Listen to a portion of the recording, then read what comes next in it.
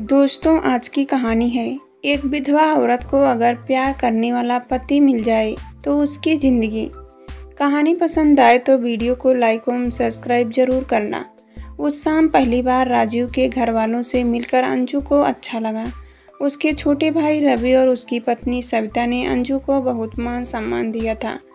उनकी माँ ने दसियों बार उनके सिर पर हाथ रखकर उसे सदा सुखी और खुश रहने का आशीर्वाद दिया होगा। वह राजीव के घर मुश्किल से आधा घंटा रुकी थी। इतने कम समय में ही इन सब ने उसका दिल जीत लिया था। राजीव के घर वालों से विदा लेकर वे दोनों पास के एक सुंदर से पार्क में कुछ देर घूमने चले आए। अंजू का हाथ पकड़कर घूमते हुए राजीव अचानक मुस्कुराया और उत्साहित स्वर में बोला, इंसान की ज़िंदगी में बुरा वक्त आता है और अच्छा भी। 2 साल पहले जब मेरा तलाक हुआ था तब मैं दोबारा शादी करने का जिक्र सुनते ही बुरी तरह बिदक जाता था। लेकिन आज मैं तुम्हें जल्दी से जल्दी अपना हमसफ़र बनाना चाहता हूँ। तुम्हें मेरे घर वाले कैसे लगे? बहुत मिलनसार और खुश मिजाज। अंजू ने सच्चाई बता दी। क्या तुम उन सब के साथ निभा लोगी? राजीव भाव को उठा। बड़े मज़े से। तुमने उन्हें यह बता दिया है कि हम शादी करने जा रहे हैं? अभी नहीं, लेकिन तुम्हारे घर वालों ने तो मेरा ऐसा स्वागत किया जैसे मैं तुम्हारे लिए बहुत खास अहमियत रखती हूँ। तब उन तीनों ने मेरी आंखों में तुम्हारे लिए बसे प्रेम के भावों को पढ़ लिया होगा। राजीव ने झुककर अंजू के हाथ को चूमा तो वह एकदम से शर्मा गई थी। कुछ देर चुप रहने के बाद अंजू ने पूछा, हम शादी कब करें? क्या अब मुझसे दूर नहीं रहा जाता? राजीव ने उसे छेड़ा।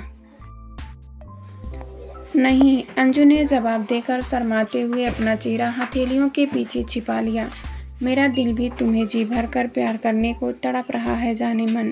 कुछ दिन बाद माँ, रवि और सविता महीने भर के लिए मामा जी के पास छुट्टियाँ मनाने कानपुर जा रहे हैं।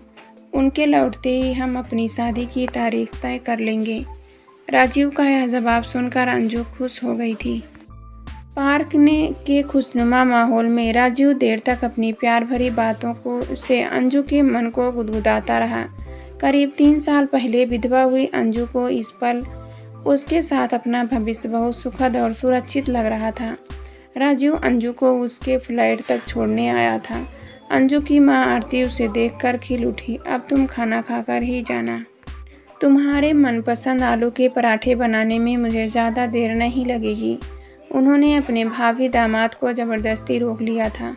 उस रात पलंग पर लेटकर अंजू देर तक राजीव और अपने बारे में सोचती रही। सिर्फ 2 महीने पहले चार्टर्ड बस का इंतज़ार करते हुए दोनों के बीच औपचारिक बातचीत शुरू हुई और बस आने से पहले दोनों ने एक दूसरे को अपना अपना परिचय दे दिया था। उनके बीच होने वाला शुरू का हल्का फुल्का वार्तालाप जल्दी ही अच्छी दोस्ती में बदल गया। वे दोनों नियमित रूप से एक ही बस से ऑफिस आने जाने लगे थे। राजीव की आंखों में अपने प्रति चाहत के बढ़ते भावों को देखना अंजू को अच्छा लगा था। अपने अकेलेपन से तंग आ चुके उसके दिल को जीतने में राजीव को ज़्यादा समय नहीं लगा। रोज़ रोज़ उम्र बढ़ती जाती है और अगले महीने मैं 33 साल का हो जाऊंगा। अगर मैंने अभी अपना घर नहीं बसाया तो देर ज़्यादा हो जाएगी। बड़ी उम्र के माता पिता ना स्वस्थ संतान पैदा कर पाते हैं और ना ही उन्हें अपने बच्चों का आत्मनिर्भर बनाने के लिए पूरा समय मिल पाता है। राजीव के मुंह से एक दिन निकले इन शब्दों को सुनकर अंजू के मन ने यह अंदाज़ा लगाया कि वह उसके साथ शादी करके घर बसाने में दिलचस्पी रखता था। उस दिन के बाद से अंजू ने राजीव को अपने दिल के निकट आने के ज़्यादा अवसर देने शुरू कर दिए। वह उसके साथ रेस्टोरेंट में चाय कॉफ़ी पीने चली जाती। फिर उसने फिल्म देखकर या ख़रीदारी करने के बाद उसके साथ डिनर करने का निमंत्रण स्वीकार करना भी शुरू कर दिया था। उस शाम पहली बार उसके घर वालों से मिलकर अंजू के मन ने बहुत राहत और खुशी महसूस की थी। शादी हो जाने के बाद उन सीधे साधे खुश मिजाज लोगों के साथ निभाना जरा भी मुश्किल नहीं होगा। इस निष्कर्ष पर पहुंच वह उस रात राजीव के साथ अपनी शादी के रंगीन सपने देखती। काफ़ी देर से सोई थी। अगले दिन रविवार को राजू ने पहले उसे बढ़िया होटल में लंच कराया और फिर खुशखबरी सुनाई। कल मैं एक फ्लैट बुक करने जा रहा हूँ।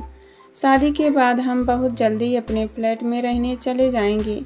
यह तो बढ़िया खबर है। कितने कमरों वाला फ्लैट ले रहे हो? अंजू खुश हो गई थी। 3 कमरों का। अभी मैं 5 लाख रुपए पेशागी बतौर जमा करा दूंगा, लेकिन बाद में उसकी किस्तें हम दोनों को मिलकर देनी पड़ेगी। My dear, no problem sir. मुझसे अभी कोई हेल्प चाहिए हो तो बताओ। नहीं डियर, अपने सारे शेयर आदि बेचकर मैंने 5 लाख की रकम जमा कर ली है। मेरे पास अब कुछ नहीं बचा है। जब फ्लैट को सजने संवारने का समय आएगा तब तुम खर्च करना। अच्छा, इसी वक्त सोचकर बताओ कि अपने बेडरूम में कौन सा रंग कराना पसंद करोगी? हल्का आसमानी रंग मुझे अच्छा लगता है, गुलाबी नहीं। नहीं, और ड्राइंग रूम में 3 दीवारें तो एक रंग की और चौथी अलग रंग की रखेंगे। ओके, मैं किसी दिन तुम्हें वह फ्लैट दिखाने ले चलूँगा जो बिल्डर ने खरीदारों को दिखाने के लिए तैयार कर रखा है। फ्लैट देख लेने के बाद उसे सजाने की बातें करने में ज़्यादा मज़ा आएगा। मैं और ज़्यादा अमीर होता तो तुम्हें घुमाने के लिए कार भी खरीद लेता। अरे कार भी आ जाएगी, आखिर यह दुल्हन भी तो कुछ दहेज में लाएगी। अंजू की इस बात पर दोनों खूब हंसे और उनके बीच अपने भाभी घर को लेकर देर तक चर्चा चलती रही थी। अगले शुक्रवार को रवि, सविता और माँ महीने भर के लिए राजीव के मामा के यहाँ कानपुर चले गए, अंजू को छोड़ने के लिए। राजीव को नया मसाला मिल गया था। मौज मस्ती करने का ऐसा बढ़िया मौका फिर शायद न मिले। स्वीट हार्ट, तुम्हें मंजूर हो तो खाली घर में शादी से पहले हनीमून मना लेते हैं। उसे घर चलने की दावत देते हुए राजीव की आंखें नशीली हो उठी थी। शट अप, अंजू ने शर्माते हुए उसे प्यार भरे अंदाज में डांट दिया। मान भी जाओ ना जाने मन। राजू उत्तेजित अंदाज में उसके हाथ को बार बार चूमने लगा। तुम जोर दोगे तो मैं मान ही जाऊंगी, पर हनीमून का मज़ा खराब हो जाएगा। थोड़ा सब्र और कर लो डार्लिंग। अंजू के समझाने पर राजू सब्र तो कर लेता, पर अगली मुलाकात में वह फिर उसे छेड़ने से नहीं चूकता। वह वैसे कैसे कैसे प्यार करेगा। राजू के मुंह से इसका विवरण सुन अंजू का तन बदन अजीब सी नशीली गुदगुदी से भर जाता। राजू की ये रसीली बातें उसकी रातों को उत्तेजना भरी बेचैनी से भर जाती। अपने अच्छे व्यवहार और दिलकश बातों से राजू ने उसे अपने प्यार में पागल सा बना दिया था। वह अपने को अब बदकिस्मत विधवा नहीं बल्कि संसार की सबसे खूबसूरत स्त्री मानने लगी थी। राजू से मिलने वाली प्रशंसा व प्यार ने उसका कद अपनी ही नज़रों में बहुत ऊंचा कर दिया था। भाई, माँ की जान बचाने के लिए उनके दिल का ऑपरेशन फौरन करना होगा। रवि ने रविवार की रात को जब यह खबर राजू को फ़ोन पर दी तो उस समय वह अंजू के साथ उसी के घर में डिनर कर रहा था। माँ के ऑपरेशन की खबर सुनकर राजू एकदम से सुस्त पड़ गया। फिर जब उसकी आंखों से अचानक आंसू बहने लगे तो अंजू व आरती बहुत ज़्यादा परेशान और दुखी हो उठी। मुझे जल्दी कानपुर जाना होगा अंजू, पर मेरे पास इस वक्त 2 लाख का इंतज़ाम नहीं है। सुबह बिल्डर से पेशागी दिए गए 5 लाख रुपए वापस लेने की कोशिश करता हूँ। वह नहीं माना तो माने तुम्हारे लिए जो जेवर रखे हुए हैं उन्हें किसी के पास गिरवी। बेकार की बात मत करो। मुझे पराया क्यों समझ रहे हो? अंजू ने हाथ से उसका मुंह बंद कर आगे नहीं बोलने दिया। क्या तुम मुझे इतनी बड़ी रकम उधार दोगी? राजू विस्मय से भर उठा। क्या तुम्हारा मुझसे झगड़ा करने का दिल कर रहा है? नहीं, लेकिन फिर बेकार के सवाल पूछकर मेरा दिल मत दुखाओ। मैं तुम्हें 2 लाख रुपए दे दूंगा।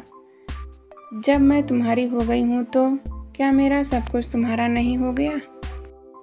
अंजू की इस दलील को सुनकर राजू ने उसे प्यार से गले लगाया और उसकी आंखों से अब धन्यवाद दर्शाने वाले आंसू बह निकले। अपने प्रेमी के आंसू पोंछती अंजू खुद भी आंसू बहाए जा रही थी, लेकिन उस रात अंजू की आंखों से नींद गायब हो गई। उसने राजू को 2 लाख रुपए देने का वादा तो कर लिया था, लेकिन अब उसके मन में परेशानी और चिंता पैदा करने वाले कई सवाल घूम रहे थे। राजू से अभी मेरी शादी नहीं हुई है, क्या उस पर विश्वास करके उसे इतनी बड़ी रकम देना ठीक रहेगा? इस सवाल का जवाब हमें देने से उसका मन कतरा रहा था। राजू के साथ मैं घर बसाने के सपने देख रही हूँ। उसके प्यार ने मेरी रेगिस्तान जैसी जिंदगी में खुशियाँ के अनगिनत फूल खिलाए हैं। क्या उस पर विश्वास करके उसे 2 लाख रुपए दे दूं? इस सवाल का जवाब ना में देते हुए उसका मन अजीब सी उदासी और अपराध बोध से भी भर उठता।